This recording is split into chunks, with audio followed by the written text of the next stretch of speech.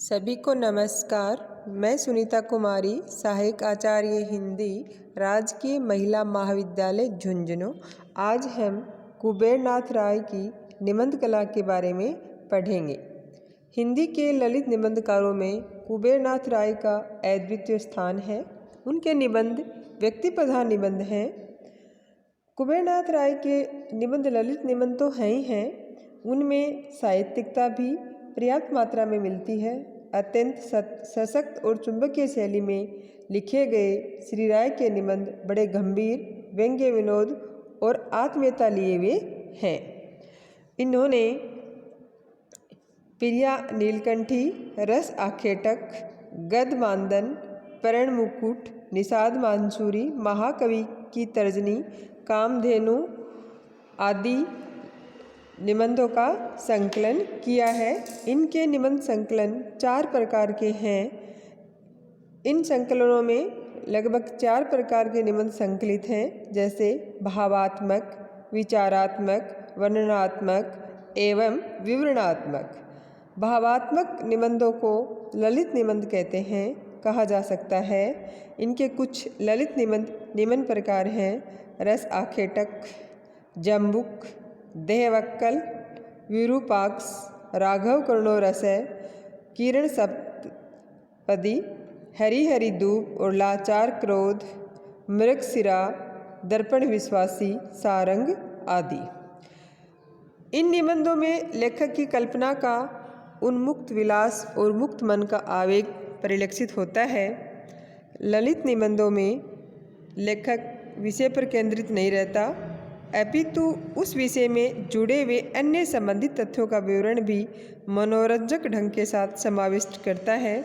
जैसे उनका शिशु वेद नामक निबंध है, उसमें लेखक ने विभिन्न भाषा क्षेत्र के बालक कबड्डी के खेल में प्रयुक्त किन किन शब्दों का प्रयोग करते हैं, इसका विश्लेषण बड़े मनोरंजक ढंग से किया है।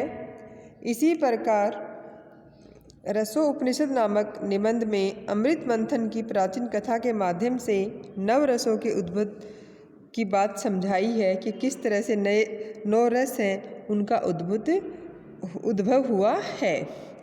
कुबेरनाथ जी ने वर्णनात्मक निबंध भी लिखे हैं। इनके वर्णनात्मक निबंध हैं वो बड़े ही अत्यंत आकर्षक हैं। कजरी वन में राजहंस नामक निबंध में इन्होंने रिपोर्टाज शैली में असम की नदियों, पहाड़ियों, खेतों का वर्णन किया है। ये यात्रा चित्र असम के संपूर्ण परिवेश को उभारता प्रतीत होता है। फिर इन्होंने विवरणात्मक निबंध लिखे हैं। इनके जो विवरणात्मक निबंध हैं, उनकी आत्मकथात्मक शैली का सहारा लिया है। विवरणात्मक निबंधों में इन्होंने आत्मकथात्मक शैली का सहारा लिया है, लेकर यूरोप के कतिपय प्रसिद्ध कवियों के कर्तृत्व की आलोचना की है। जैसे होमर का आत्मकथ्य, सिंहद्वार का कवि प्रेत, ऐसे ही निबंध हैं। इनमें से पहले निबंध में होमर के रहन सहन, मिसिनियन सभ्यता, इलियड, महाकाव्य का मूल भाव आदि का विवेचन सारगर्भित शैली में किया गया है। इन्होंने समीक्षात्मक निबंध भी लिखे हैं। समीक्षात्मक होने पर भी ये निबंध लालित्य एवं माधुर्य से परिपूर्ण हैं।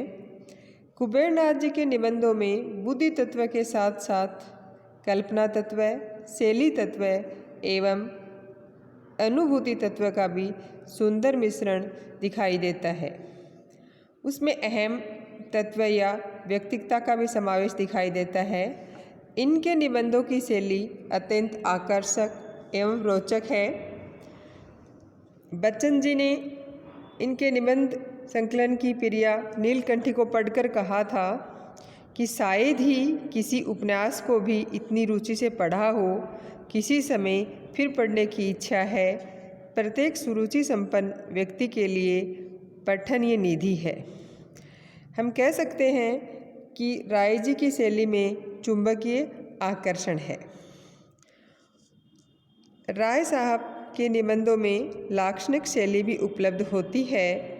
इस शैली ने इनके कथन में वक्रता एवं उक्तियों में चारुकता का समावेश कर दिया है। जैसे इनका जो रस आखेटक निबंध है, रस आखेटक जब ये सब सोचता है तो उसके मन में क्रोध की पवित्र फूल फूटने लगते हैं अथवा आकाश में मेघों की फसल कट चुकी है। इनकी शैली में आलंकारिकता भी विद्यमान है। इनकी शैली में आलंकारिकता भी विद्यमान है। जैसे आज का भारतवर्ष विधि निषेधों का शापग्रस्त दंडक वन है। ऐसे आलंकारिक कथनों से भाषा में चारुता का विधान हुआ है तथा अर्थ को नूतन सुगंध मिली है। व्यंग्यात्मक शैली ने अभिव्यक्ति को क्या बना दिया, बहुत ज़्यादा रोचक बना दिया है। कुबेरनाथ राय के निबंधों की भाषा में लालित्य, रोचकता, पांडित्य, सरसता, बुद्धि वैभव भी दिखाई पड़ता है। उसमें अर्थ गांभीर्य, लाक्षणिकता, आलंकारिकता, चित्रोपमता, प्रतीकात्मकता एवं उक्ति व चित्र भी विद्यमान है। भाव प्रधान स्थलों पर उसमें कोमलकांत अलंकृत पदावली भी दिखाई पड़ती है। तो व्यंग्य विनोद के स्थलों पर उसमें लाक्षणिकता का भी समावेश है।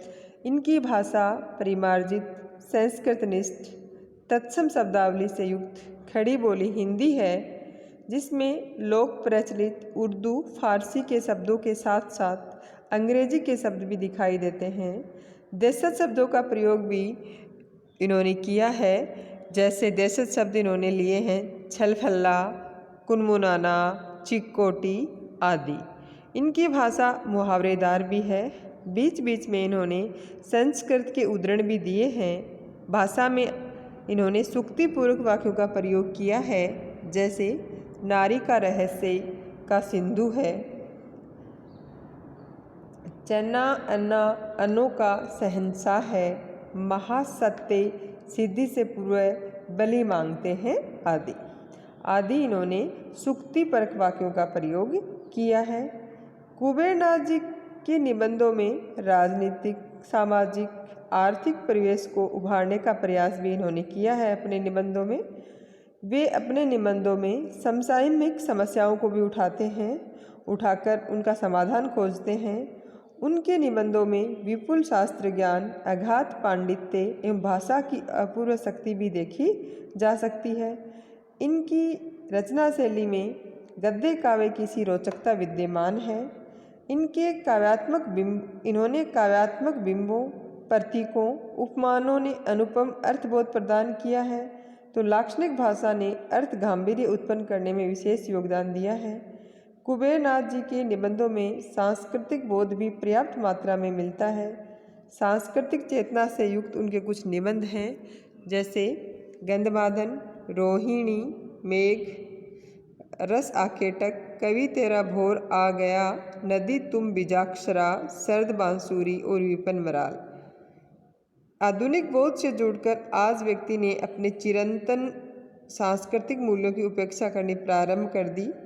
वे लोक संस्कृति एवं ग्राम संस्कृति से जुड़े हुए ऐसे निबंधकार हैं जिन्हें अपनी विषय वस्तु उसी पृष्ठभूमि से प्राप्त होती है। लोक संस्कृति की उन्हें विशिष्ट जानकारी थी, जिसका उपयोग वे अपने निबंधों में करते हैं। जैसे उदाहरण दिया है, जाम्बुक नामक निबंध में उन्होंने बताया है कि सियार पांडे की चतुराई की कैसी कैसी कहानियाँ लोक में विख्यात हैं। जब टहटही धूप खिली हो और कोई आवारा मेघ बरस पड़े तो कहा जाता है कि सयार मामा का ब्याह हो रहा है। इसी संदर्भ में वे मानव की कल्पना शक्ति या संजय दृष्टि का भी सुंदर वर्णन करते हैं। उनके निबंधों में गंभीर चिंतन मनन के द्वारा किसी निष्कर्ष पर पहुंचने की प्रवृत्ति परिलक्षित होती है। इनके निबंधों में की मूल चेतना एवं मूल स्वर सांस्कृतिक है। पौराणिकता का आवरण भी डालकर वे भावुकता के साथ वर्तमान यथार्थ की अभिव्यक्ति बड़ी कुशलता के साथ करते हैं।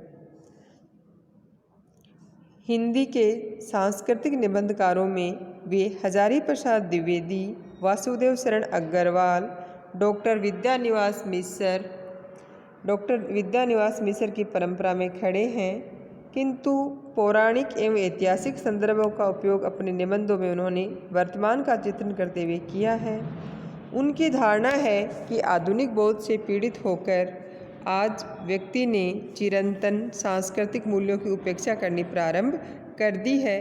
लोक जीवन एवं संस्कृति के प्रति गहन आस्था उनके निबंधों में दिखाई पड़ती है। जैसे कुछ उदाहरण दिए हैं निबंधों के: गंधमादन, जम्बू, हरी हरी दूब और लाचार क्रोध आदि। उन्होंने एक रसोपनिषद निबंध लिखा था। रसोपनिषद में 8 बोध कथाएं दी गई हैं जो उनके सांस्कृतिक बोध की परिचायक हैं। कजरी वन में राजहंस नामक निबंध में ग्राम्य प्रकृति के प्रति भी गहरा अनुराग उन्होंने व्यक्त किया है। लोक संप्रकृति की चेतना निम्न उदाहरण में देखी जा सकती है। क्या कह रहे हैं? आदमी बूढ़ा हो जाता है, 26 से खब्बीस हो जाता है, रुखसार पर झुर्रियाँ पड़ जाती हैं, पर जब तक मन बूढ़ा न हो भाषा सोड़ सी ही रहती है। उसकी क्षमा अदा और बांकपन वही रहते हैं। यद्यपि जीवन भार से वासी फल जैसा अशोभन हो जाता है। हम निश्चय कह सकते हैं कि कुबेरनाथ जी के निबंधों में लोक संप्रकृति एवं सांस्कृतिक चेतना की अभिव्यक्ति हुई है। निष्कर्ष के रूप में हम कह सकते हैं कि कुबेरनाथ राय हिंदी के ऐसे निबंधकार हैं जिनका हिंदी निबंध साहित्य में विशिष्ट योगदान है। एक ललित निबंधकार के रूप में उन्होंने हिंदी साहित्य की पर्याप्त श्रीवृद्धि की है।